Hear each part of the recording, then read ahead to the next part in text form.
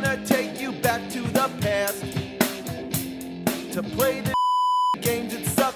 He'd rather have a buffalo take a diarrhea dump in his ear. He'd rather eat the rotten of a roadkill skunk and down it with beer. He's the angriest gamer you've ever heard.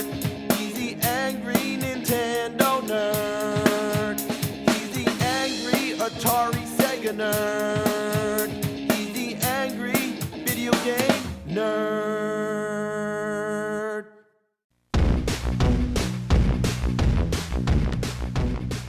I remember one time in school I had an X-Men coloring book, and the teacher looked over and said, X-Men, huh?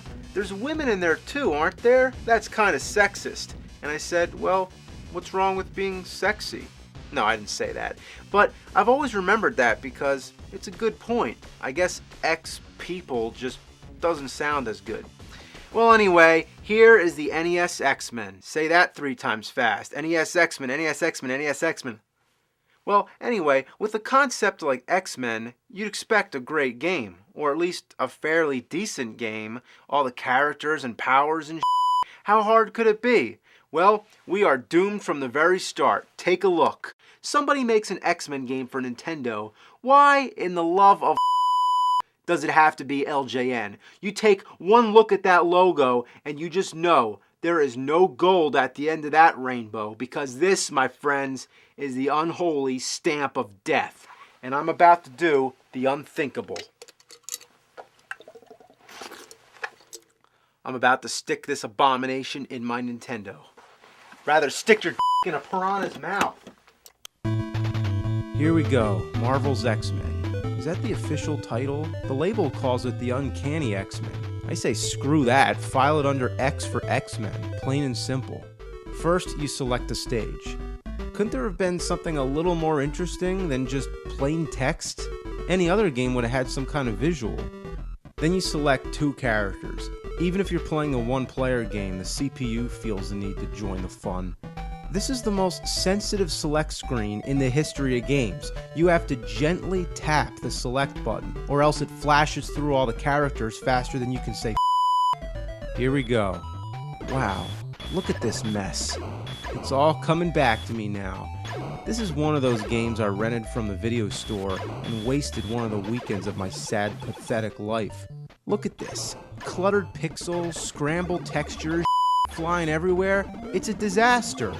The characters look like stiff, mangled, colored shapes that barely represent who they're supposed to be. Cyclops looks the same as Storm. All they did was recycle the same character and color them all different. They all play the same too. There's minor differences. Some can take a little more abuse than others or go slightly faster, but these differences are barely noticeable. The only major difference is that some characters shoot and some don't. The ones that don't shoot are stuck with this indefinable lunge attack. Look at it. What is he doing? If you pause it, you'll see it's the same position as when he's walking. It just jabs forward. It's embarrassing. And what character would you pick? Would you pick a character that shoots lasers? Or would you pick a character that just goes around nudging everything? So here's my strategy, and I think you'll agree. You pick a character that shoots, and for the CPU, you pick a character that nudges. Then, as soon as possible, you let the computer get killed. Yes, the sooner that worthless bites the dust, the sooner you can be free. Because the computer does nothing to help. It just wanders around and runs into walls. You end up getting stuck, having to wait for its stupid ass. You could do better if you play the game blindfolded. That's no exaggeration. Clearly, nobody tested this game. How could this have passed? And whatever you do, don't ever give the computer a character with a projectile. Because look, it's like giving a little kid 10 pounds of sugar and a super soaker. It goes ape and it never, ever stops.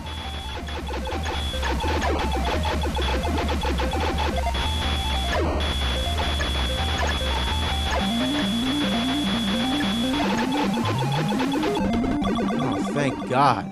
All you want is the computer to die so you can get some peace and quiet. When you're playing the 2-player mode with a real live human being, it's fine. But when I'm by myself, why do I have to pick 2 characters? It's a complete waste. The stages are just jumbled bullshit patched together into a disarray of madness. It is a Nintendo game and you're supposed to use your imagination, but had the game been designed well, you would at least know what you're doing. Right here, I can't pass through these tiles, even though they appear the same as all the other tiles around it. If all this clutter at least had some consistency, it would be somewhat acceptable. What's this right here? A hot dog in a bun? Or more like a pig in a blanket? And what's all this? Where am I? Spaghetti zone? Okay, what's happening now? I'm frozen? What the hell? Oh, that's nice. Isn't that fair? That's like tying my hands behind my back. And how can I be frozen with a character that's called Iceman? I'd be better off with Iceman from Top Gun. Now what's this shit? A laser barrier? Oh, I've had enough of this shit. Well, after that disgrace, I'm happy to say there's an alternative. Yep, another X-Men game on Nintendo. It's just called Wolverine. They didn't call it X-Men 2 or anything like that because I imagine they're trying to distance it as much as possible from that other piece of shit. Because the NES deserves one good X-Men game, and I bet this one's going to be much better because after all... What? Are you kidding me? Both of them?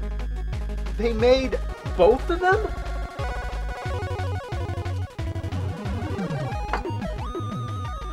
God. You think with a franchise like X-Men, they'd give somebody else a try.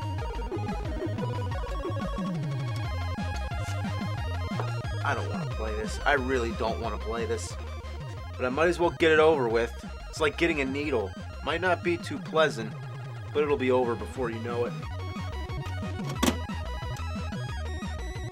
This is the Wolverine title screen. Looks promising, and here's the game.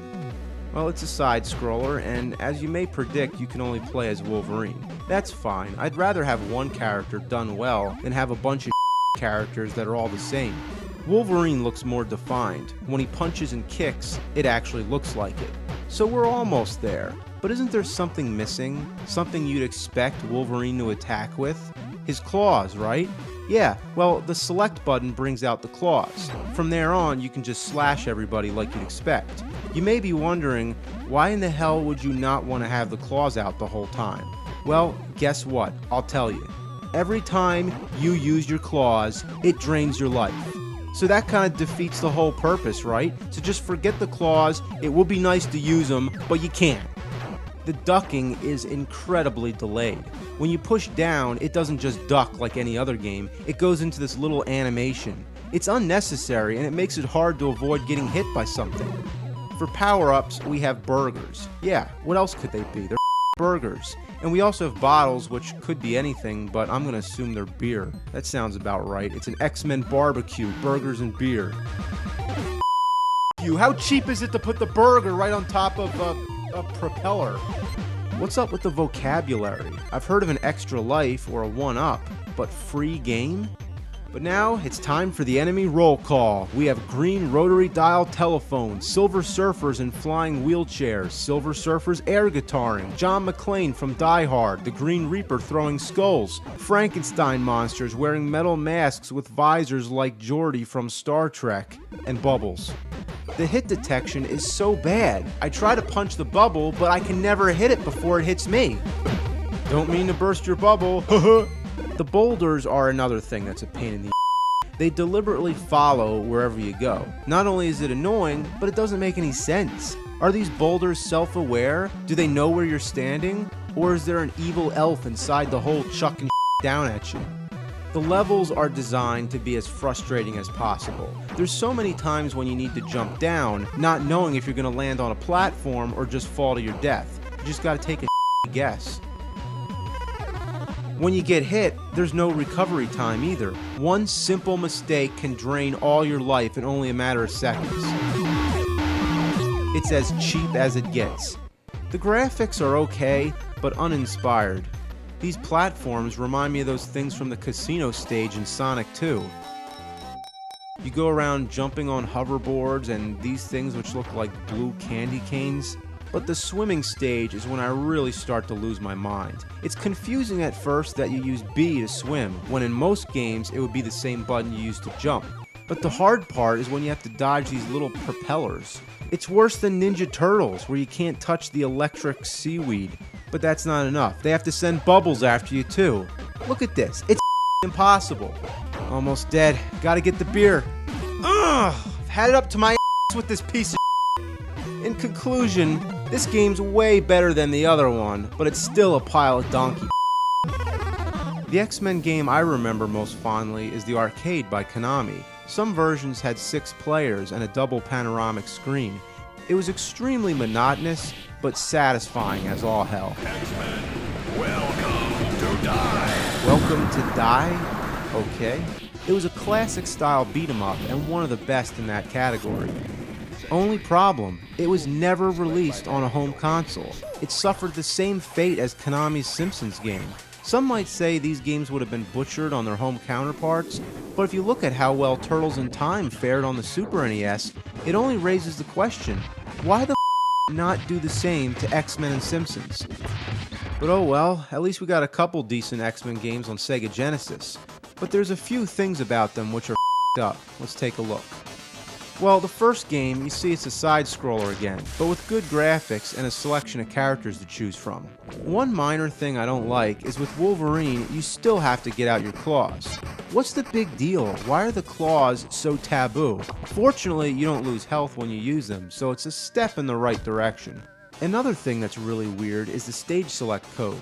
On the title screen, you do the code like normal, but after that, you'd expect to see some kind of stage select screen. But no, instead, the game starts up like normal. You have to walk over to these panels in the background, which now suddenly represent the stages. You have to go through the effort of counting the one you want, crouch down and hit C, and then it warps you to the desired stage. If you know the code, what's the point of having to do all that? But the worst thing is that there's a stage where you're supposed to reset your Genesis. Yes, you actually have to hit the reset button to beat the stage. But how are you supposed to know? All that happens, there's a big blue computer in the air. You destroy it and then walk around like a dumb trying to figure out what to do next. If it would have said reset your Genesis, or at least give you some kind of clue, that would be okay. It would still be weird, but at least you would know what to do. Not to mention, if you were playing it on the Sega Nomad, you wouldn't even be able to do that because it has no reset button. And the reset button on my Genesis Model 2 is broken. Good thing I have more Genesises. Genesises? Is there a plural for Genesis? Should I say Genocide? At last, we have X-Men 2 Clone Wars. Clone Wars. Did George Lucas have anything to do with it? You pop the game in, turn the power on, and before you know it, you're playing the game. That's it. No title screen. Not even the Sega logo. That doesn't happen until after you beat the first level. You don't even get to pick a character. It just randomly selects it for you. What kind of game does that? Other than that, it's pretty damn good. It's side-scrolling action on the Genesis at its best. And guess what? Wolverine's claws are out. Now doesn't that kick? We went from having no claws to having them hurt yourself to just having them retractable to just having them. It took us a long time to get there, but this one finally got it right. When it comes to X-Men games, that's the one I recommend. But the 2 NES versions, stay away. Stay away as far as possible. They suck. They suck. This one sucks my left. This one sucks my right. Welcome to Die!